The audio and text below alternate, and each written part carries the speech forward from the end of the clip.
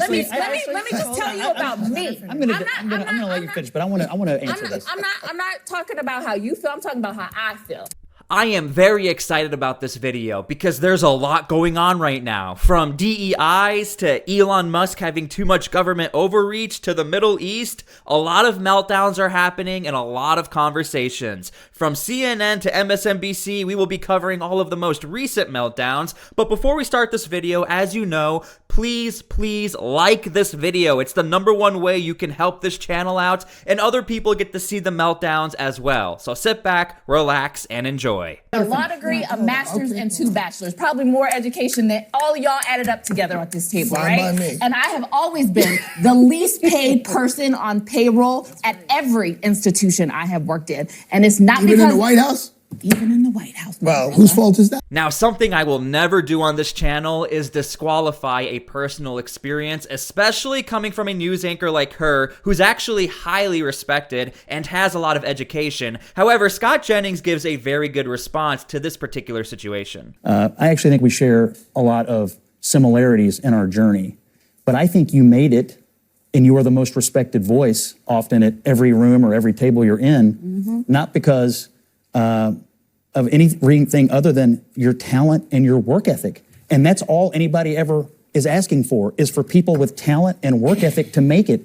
And that's what I see in you. That's how I see you. But let me tell you something about my story and my family's story, is that we have faced discrimination. I have faced discrimination. I just said I was the least paid person, even in this moment sometimes. The difficult part about DEI seems to be there are so many different outliers. You have people who never qualified for DEI, people who qualified for DEI but didn't seem to need it, and this is why there seems to be such a division. However, this conversation gets way more heated. If you believe in the fundamental principle of America, which is that we guarantee everybody an equal chance, not an equal outcome, but an equal chance, then trying to go around that principle, conservatives don't believe in it.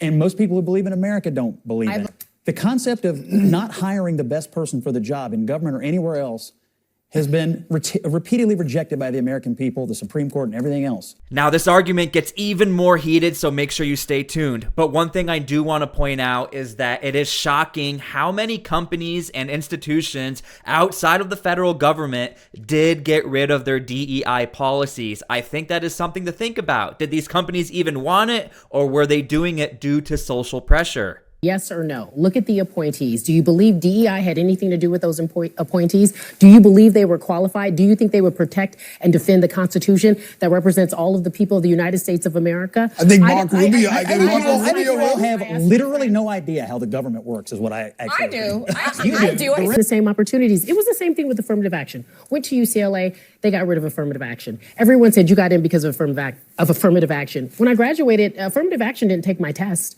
Affirmative action didn't help me get to where I'm at today. It gave me access that I didn't have based on the opportunity that I lacked because of the circumstances I was born into, which had nothing to do with me, but the country in which we live in.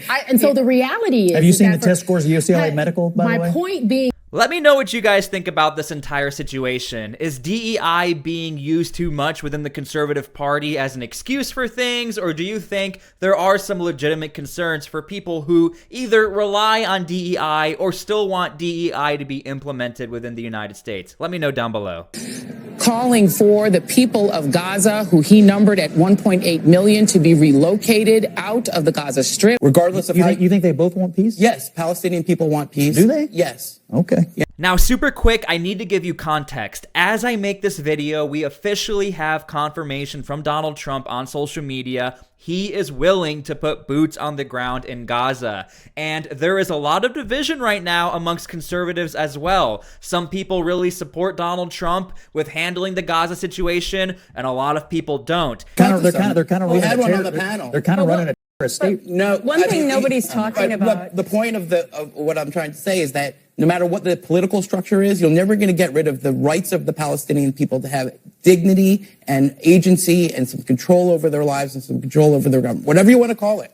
Okay, because that's what all people deserve, and that's a universal human right. And Israel deserves to be able to live without having flying over and kidnapping them, murdering them, raping I Sure, assume we you can agree with agree. that. So if we can agree on both of those things, then we can agree that there's no solution for the Middle East that doesn't grant the Palestinians. Unfortunately, basic aggressors in this case You're do not talking about agree. how Unfortunately, no matter what, there never seems to be a perfect solution to anything as far as everybody agreeing, especially in a conflict that has become so embedded within the United States political institutions and discussions throughout the United States. I don't know what the U.S. is going to do. I don't know what Donald Trump is actually going to do. It's still way too fresh and new for us to know. Successful. He's always thought positively and aspirationally about the Middle East. And I would just ask all of you all who are enraged about this, how's it going right now? How's the current management doing? Not really all that well. To answer you, and that's Terrible. because of Americans' weapons and American inability to enforce. You're blaming us for the management problems in Hamas Gaza? Come on. We've got Donald Trump and his co-president Elon Musk, and they're just running a wrecking ball through it. And it's not like it's an abstract problem. It is really and truly the kid who needs an aide to be able to sit in class so that they can get an education, taking that aide away. Now, believe it or not, despite everything that's going on around the world and within the United States, the Democratic Party, as I pull these clips, seem to be really only focusing on Elon Musk right now. I think we can do a whole lot to get rid of the waste, the fraud, the excessive bureaucracy that exists in government, especially, by the way, in the Defense Department. What is wrong right now is one simple reality. What Musk is doing is illegal and unconstitutional. You cannot go into an agency like USAID and essentially fire everybody and get rid of that agency. On this channel, I always try to give you guys the total perspective. And look, I'm going to give a little credit to Bernie Sanders. Although I don't agree with him, I do think he has the right to question, wait, what is going on? Is Elon Musk allowed to do what he's doing? And Bernie does end up saying, we can get rid of institutions, but we have to do it within the court system. And this is the main argument as far as what Elon Musk is doing, is that it's illegal, he has way too much government oversight, and he's getting rid of institutions without doing it legally. Carelessness of it. You guys know that Joe Biden also appointed people to do stuff in the government who weren't elected, right? You were one. I mean, there are people who get every president I didn't work for Joe people to Biden do in the stuff. White House. And for conservatives, this is obviously the main argument. We knew this was going to happen. We knew the Department of Government Efficiency was a thing even before Donald Trump got elected. So what's the problem here? And now, by the way, Elon Musk is officially a special government employee, and all of the employees of Doge have government security clearances. So now legally they can operate the way they are without hindering our information or security as people within the United States. We won't rest. Gretchen. Yes, they need Can we play it again? The Democrats need a real leader, okay? They need a real leader, which currently does not exist in the Democratic Party. And they have been caught completely flat-footed with the entire Trump presidency for the last 2 weeks and Elon Musk. I said on CNN months ago that Elon Musk would be the most influential advisor to President Trump, and that is proving to be true, whether you like it or not. Did we ever think we would see the day where CNN is literally pointing and laughing at the Democratic Party saying they don't even have a real leader, and within 2 weeks of Donald Trump being the president, they are now flat-footed and have no idea what's going on? Again, it's crazy to think we have just started the Trump presidency. It almost seems like it's been 2 years with everything that's going on, but CNN is right. It's almost as if, like, what is happening with the Democratic Party? Nobody seems to know. But Democrats should have had a plan for this. They knew it was coming. We say this every single night. 2025. We knew as it. you just talked about. We knew it. Trump has said all of these things were going to happen. We saw him align with Elon Musk, which may go down as the smartest thing that any presidential candidate has ever done, from the young vote to tech to a million other things. So Democrats needed to have a plan, and it may be too late. Yeah, Bakari, are you fired up? after. I'm fired up and ready to go. Now, I think we need a little bit of context because even before Donald Trump got elected, there was a smear campaign like no tomorrow over on MSNBC and even CNN to try and divide Elon and Donald Trump. Tried to refer to Elon as the president and not Donald Trump as the president. So this has been going on for a while. This seems to be the plan that Democrats were going to go with and hope that Donald Trump's ego is way too high and will eventually implode. But that doesn't seem to be happening right now. Again, we're only like in week 2 and 3, so we don't know what's going to happen in the future. But a lot of conservatives, they said, hey, we voted for this, so we're not upset with it. This sounds mundane, I guess, but it's the CIA, and some of those employees are doing sensitive jobs. Some of those employees are targeted by foreign governments. Why? I don't know. I mean, I hope they're following all the safety and security protocols for the people that are in the clandestine service. I think at some juncture, though, you all have to realize that nobody in the United States feels like anybody could give them a full accounting of where all this money goes. We're $30-something trillion in debt. We spend more money than we bring in. This has been going on and on for years. Both parties say they're going to do something about it, and then we meet about it, and we have committees, and we fight about it, and we have elections, and no one ever does anything.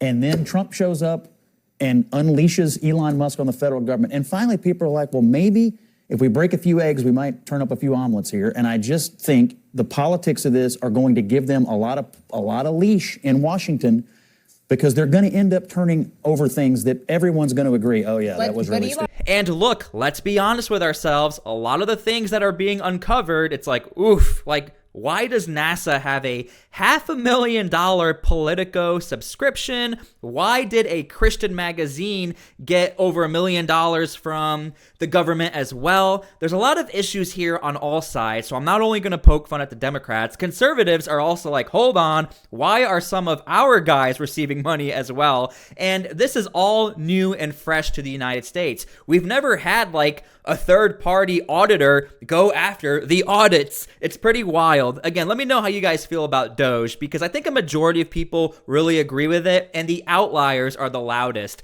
The senators and congressmen and women who are on the street saying enough is enough, but nothing is getting done on their side because they essentially have no power.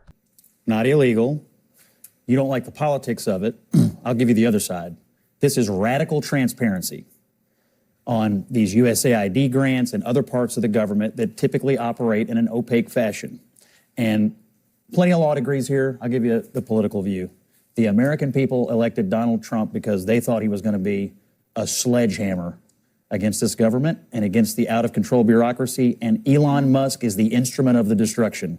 And there is nothing bad about the politics of this right now, about going through the government and reporting to the American people, did you know your money's going here? Did you know your money's going there? It's all upside for Trump. Reproach where he shouldn't even be questioned about. Yeah. He's questioned by his boss, the President of the United States. Is he? Yeah. No, but they don't even know what he's doing. Yeah, that's the problem. And look, I will admit, at face value, if you told me 3 years ago, we are going to hire the world's richest man, he's going to be the #2 guy to Donald Trump, he's going to do it for free, and he's going to look into all of the government institutions that are wasting our tax money, yeah, I would say you're crazy, but it's happening, so I get the outrage and the confusion. However, here's what Donald Trump has to say about it. As I'm making this video and editing this video, this just happened. Stealing hundreds of millions of dollars to promote woke. Did you see what happened yesterday where they found hundreds of millions of dollars of money was fraudulently given to newspapers and I guess Politico? I don't know, they're here. Good, I hope you're enjoying your breakfast. No, they gave money to all this out of USAID, right? USAID. It came out hundreds of just tremendous amounts of money, had nothing to do with anything. This is a terrible thing that was experienced, but we're catching them left and right. We're catching them. We're catching them to a point where they don't know what the heck is going on. They can't believe they're getting caught. And I have great respect for the people that are doing it. Elon Musk is helping us on it. And he's pretty good. He's pretty good. He's pretty good at it. But the numbers are astounding. I hope you are enjoying your breakfast, Politico. That might be one of the best one-liners so far from Donald Trump. However, back to the video, Donald Trump is correct. The numbers are actually insane. I still can't get around the fact that NASA had a $500,000 Politico subscription and other institutions were getting insane amounts of money. But there's still more to come. Elon Musk is saying we're going to keep looking into more things. He's even saying he wants to look into the IRS. I'm really curious to see how that goes. And they actually named 6 people, one of whom I think is still in college. And these are people who don't work for the federal government. It's hard to believe they have security clearances of any kind.